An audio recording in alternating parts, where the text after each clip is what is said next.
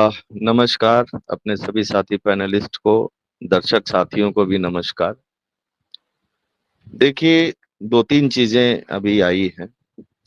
उसमें जो एसआईआर का मुद्दा जो है और वोट चोरी का मुद्दा, चूंकि आज आपने कैप्शन लगाया है, तो थोड़ा सा आंकड़ों के हिसाब से भी चीजों को समझ लें। इंटेंसिव रिवीजन ये कोई नई चीज नहीं है, हमेशा से होती रही है। लेकिन स्पेशल इंटेंसिव रिवीजन ये पहली बार भारत में हुआ। दूसरी चीज कि 2002-3 में हुआ था इंटेंसिव रिवीजन 7 राज्यों में। आज का आप इंडियन एक्सप्रेस देख लीजिए, उसमें बहुत डिटेल में आया है, जिसमें बिहार, झारखंड, उत्तर प्रदेश, उत्तराखंड, छत्तीसगढ़, मध्य प्रदेश और पंजाब, ये 7 राज्य थे। लेकिन उस समय की परिस्थितियां देखिए कि ये तीनों स्टेट्स का डिवीजन हुआ था, बिहार का, उत्तर प्रदेश का और मध्य प्रदेश का। तो बड़ा स्वाभाविक सा था कि उस समय एक रिवीजन चाहिए था, और इस नाते वो रिवीजन किया गया था कि कौन व्यक्ति किस राज्य का निवासी है और वहां का वोटर है। तो बड़ा एक स्वाभाविक सा एक लॉजिकल कंक्लूजन है। और वह रिवीजन, जो तीसरी बात है, वो लगभग 8 महीने चला था। वर्तमान जो रिवीजन चल रहा है, स्पेशल जो चल रहा है, वह बिहार में लागू किया गया है। इसके पीछे का जो रेशनेल है वो अभी तक किसी को पता नहीं है, और समय सीमा 74 दिनों की है। अगर 25 जून से जोड़ दिया जाए और 30 सितंबर को जब प्रकाशन होगा अंतिम रूप से मतदाता के वोटर लिस्ट का, तो 74 दिन हो जाते हैं। तो इन 74 दिन में 7.89 या लगभग 8 करोड़ के मतदाताओं का कैसे होगा, गहन पुनरीक्षण कैसे होगा, ये लगभग असंभव कार्य है। और मैं अक्सर ये कहता रहा हूं कि कम से कम इतने बड़े कार्य है तो मिनिमम 6 महीने का समय चाहिए। 74 दिन में कैसे होगा, ये अपने आप में बड़ा ताज्जुब सा लगता है। तो ये एक कंडीशन है। और उसके बाद अब तो बिहार में चुनाव भी हो जाएगा। तो कुल मिलाकर स्थितियां देखा जाए तो गंभीर है। तो कहीं ना कहीं डाउट क्रिएट होता है, और वह डाउट इसीलिए क्रिएट हो रहा है कि देखिए, केंद्र में जो सरकार है उसको किसी भी कीमत पर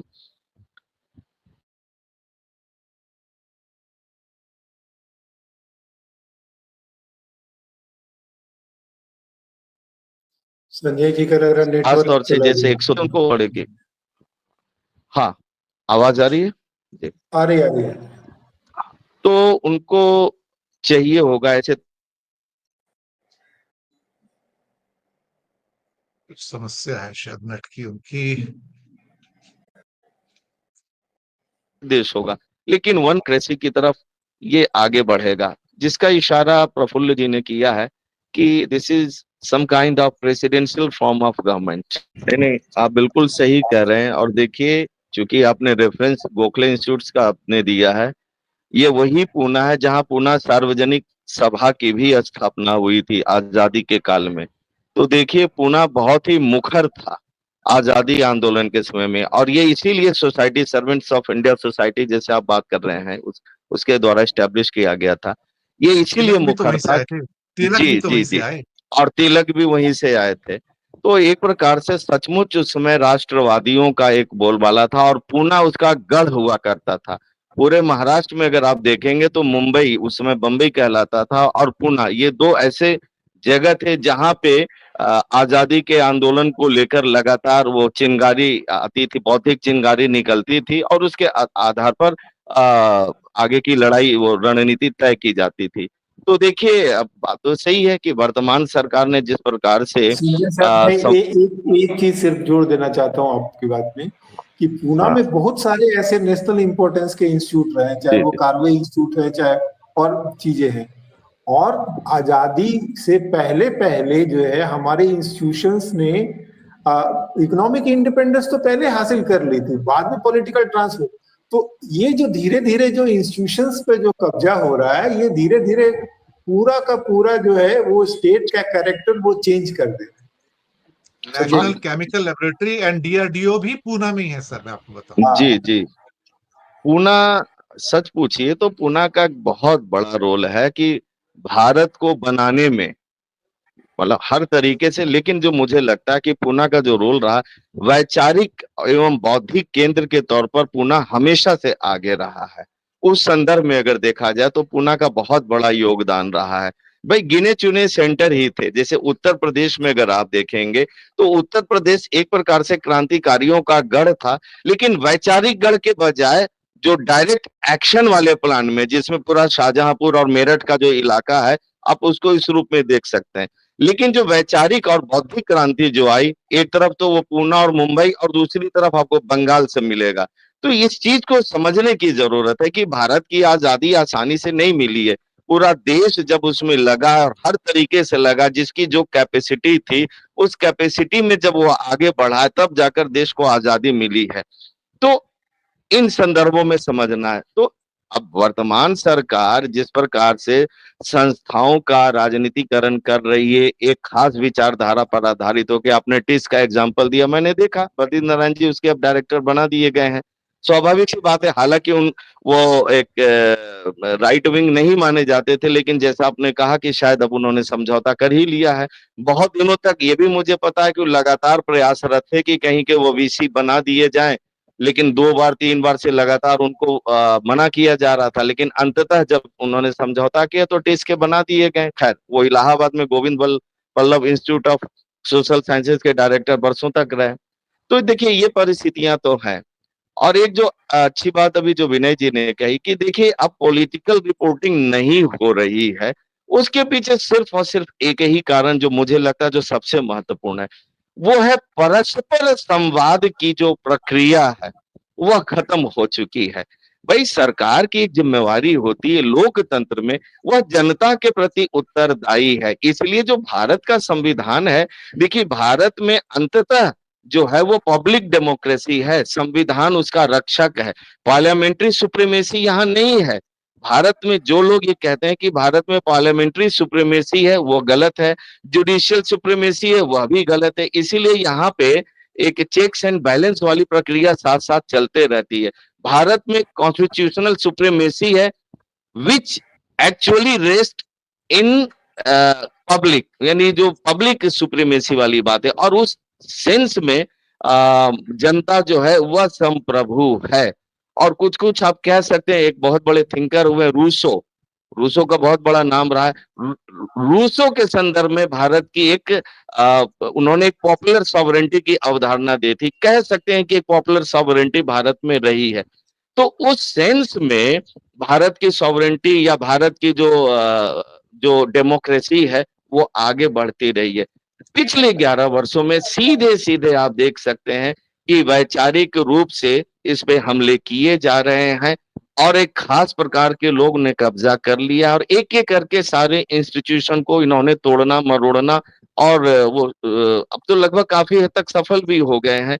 तो अब क्या भविष्य में हो सकता है, प्रफुल्ल जी चले गए, लेकिन उन्होंने इशारा किया है कि ये जो 130वां जो संविधान संशोधन विधेयक आया है, उसके पीछे मंशा जो मुझे लगती है वर्तमान सरकार की, ये कि अब चूंकि मोदी जी हो सकता है, मे बी, ये मुझे एक ऐसा लग रहा है, मे बी वो कह सकते हैं कि भाई हम अब प्रधानमंत्री का पद अब त्यागते हैं, 1-2 साल के बाद हो सकता है, और अब हम प्रधानमंत्री नहीं रहेंगे। लेकिन जैसा कि रूस में हुआ, पुतिन ने एक प्रकार से प्रधानमंत्री भी रहे, राष्ट्रपति भी रहे, मे भी मोदी जी राष्ट्रपति बनना चाहे, लेकिन वो रबर स्टैम्प तो कतई नहीं बन पाएंगे। उसके पीछे यह कवायद हो सकती है कि जिसके तहत, संजय हाँ, सर उन्होंने पहले से तैयारी शुरू कर दी। मैं सारी वही कह सेनाओं रहा हूँ। को एक कमांड कर दिया है, अब ये लाओ हाँ, ला रहे हैं, ठीक है ना। यही मुझे भी वन लग रहा है कि वन इसकी एक वन संभावना है। देखिए, हाँ, one one nation one election कर रहे मैं हैं। वन नेशन वन, मैं कल भी इस पे पब्लिक इंडिया पे ये बात बोल रहा था कि वन नेशन वन इलेक्शन का जो पूरा कॉन्सेप्ट है, इस पर तो मेरा पूरा वर्क ही है। तो उसके पीछे जो पूरी की पूरी भावना यही है कि इस देश में केवल ज्यादा ज्यादा 2 दल रह जाएं, उसमें भी वन पार्टी डेमोक्रेसी, जैसे चाइना में वन पार्टी डेमोक्रेसी की तरफ बढ़ रहे हैं। कहने को डेमोक्रेसी होगा, लेकिन वन पार्टी का ही उसमें मजबूत होगा, या उसी की बात सुनी जाएगी। तो भारत कुछ कुछ इसी प्रकार से मोदी जी ले जाना चाहते कल को, कि यही कि वन पार्टी डेमोक्रेसी, थोड़ा बहुत हल्का फुल्का एक प्रेजेंस के तौर पर बाकी पार्टियां रहे, कांग्रेस रहे या कुछ अन्य पार्टी हो सकती है। तो कहने का आशय ये है कि इसमें प्रधानमंत्री जो लाए गए उसके पीछे मंशा तो मुझे यही लगती कि विपक्ष के केवल मुख्यमंत्रियों की तरफ निशाना नहीं है। कल को ये है कि अगर मोदी जी राष्ट्रपति बनते हैं और कोई ना कोई भाजपा का ही मुख्य प्रधानमंत्री बनेगा, तो वह अपने आप को राष्ट्रपति के पद से ऊपर न समझ ले, क्योंकि प्रधानमंत्री को हटाने का अधिकार तो राष्ट्रपति के पास ही है। भारत के संविधान आर्टिकल 52 में लिखा हुआ भी कि there shall be a president of India which will act on the aid and advice of prime minister, ये शब्द लिखा गया है। तो इस चीज को कहीं ना कहीं डाइल्यूट करने की बात है, which will act on the aid and advice of prime minister, मुझे लगता है कि इसको डाइल्यूट किया जा रहा है। तो एक प्रकार से संविधान को ही डाइल्यूट किया जा रहा है, लेकिन परंतु यह व्यवस्था एकदम आसानी से तो बदल नहीं जाएगी। ये धीरे धीरे धीरे चीजों को चेंज करना चाह रहे हैं और उसके लिए लगभग सारे राज्यों का इनको समर्थन चाहिए होगा। इसलिए बिहार का चुनाव इनके लिए बहुत महत्वपूर्ण है। उनको लगता है कि बिहार में अगर भाजपा आती है सत्ता में तो एक बेहतर होगा, और भाजपा बिहार के बाद फिर बंगाल इनका अगला निशाना है। ममता बनर्जी आजकल बिल्कुल चुप हैं, पता नहीं, मैं नहीं समझ पा रहा हूं कि उनकी चुप्पी के पीछे क्या रीजन है, लेकिन यह आंच उनके राज्य तक आएगी और जब वो चिल्लाएंगे तब उनके साथ कोई खड़ा होने वाला नहीं होगा। आज देश को जरूरत है सारे विपक्षी पार्टी एक साथ एक मंच पर आ जाए और जो तानाशाही चल रही है उसके खिलाफ ये लोग बोले, अपनी बात रखें, नहीं तो ये आंच सबके ऊपर आएगी। और वही राहत इंदौरी वाली जो शेर है ना कि लगी है आग, मेरा घर थोड़े ही है ना, आएंगे और भी घर इस जद में, लगेगी और आग मेरा तो आएंगे कई घर जद में, इस मोहल्ले में हमारा जी ही मकान थोड़े है। मकान थोड़े ही है। तो ये